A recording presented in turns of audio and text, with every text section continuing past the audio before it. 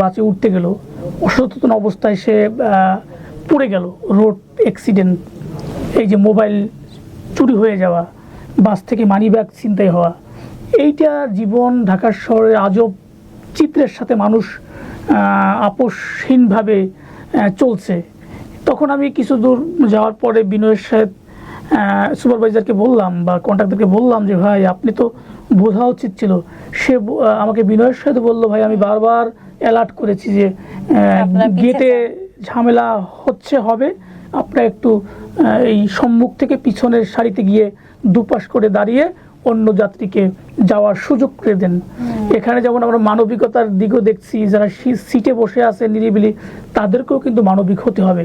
কেননা যে আমাদের সম্মানিত এই নারী জাতি রয়েছে, শিশুদের নিয়ে অনেক রুগী বিভিন্ন লোকাল বাসে চলাচল করে, আমরা আমাদের দিক থেকে একটু মানবিক হয়ে তাদেরও এই সিটগুলো একটু ছেড়ে দিয়ে আমরা যারা সুস্থ আছি তাদেরও একটু সহযোগিতা করা আমাদের দরকার।